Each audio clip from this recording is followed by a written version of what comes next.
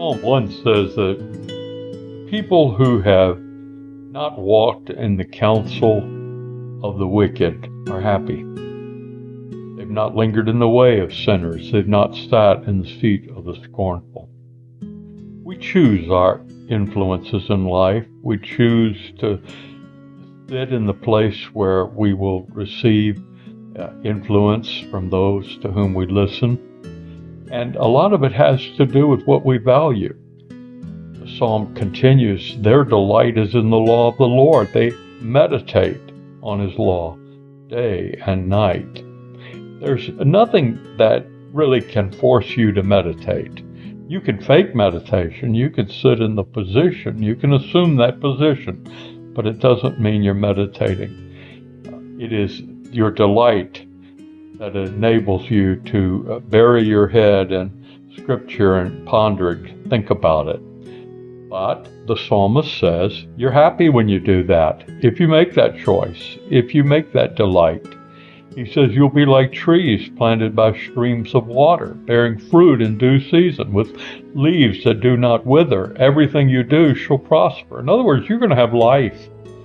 And you're going to have a fruitful life. It's going to cause you to bear more fruit because you have chosen to be influenced by truth, by something solid, by something real.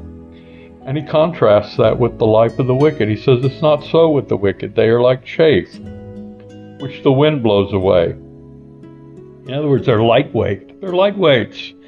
They get blown this way and that way, and all it takes is a little gush of wind to get them there. Therefore, the wicked will not stand upright when judgment comes, nor the sinner in the counsel of the righteous. For the Lord knows the way of the righteous, but the way of the wicked is doomed. Pretty simple statement. When it comes to doing the great evaluation, when it comes to getting the right kind of feedback, you don't get it for a life of wickedness. Choose your influences wisely. Psalm 2 is about nations in uproar. The psalmist asks the question, why are the nations in an uproar? Why do the peoples mutter empty threats? Why do the kings of the earth rise up in revolt and princes plot together against the Lord and against his anointed? Well, the psalmist is talking about the king at that time, but you can see why the Gospels and Jesus himself would take this psalm and relate to it in the Passion. Anointed is another word for Messiah. Let us break their yoke, they say. Let us cast their bonds off from us. He whose throne is in heaven is laughing. The Lord has seen them in derision. When he speaks to them in his wrath, and his rage fills them with terror, I myself have set a king upon the holy hill of Zion. Let me announce the decree of the Lord. He said to me, you are my son. This day I have begotten you. Ask of me, and I will give you the nations for your inheritance, and the ends of the earth for your possession. You shall crush them with an iron rod, and shatter them like a piece of pottery. And now, you kings, be wise, be warned, you rulers of the earth. Submit to the Lord with fear and reverence, and with trembling bow before him, lest he be angry and perish you, for his wrath is quickly kindled. Happy are all they who take refuge in him.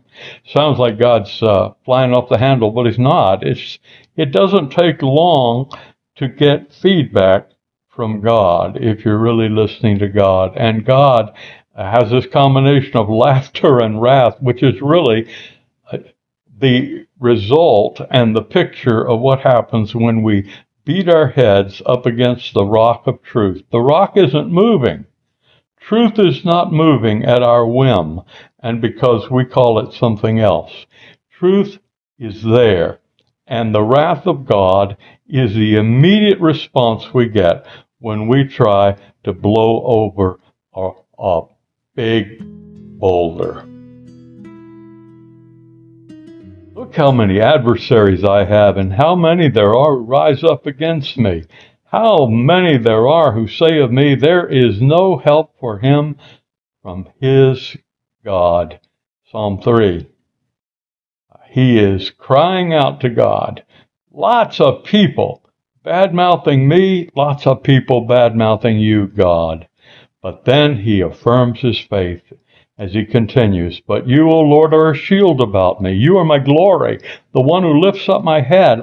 I call aloud upon the Lord, and he answers me from his holy hill. God's still listening. God's on the line. He continues. I lie down and go to sleep. I wake because the Lord sustains me. I do not fear the multitudes of the people who set themselves against me all around. Rise up, O Lord, set me free, O my God.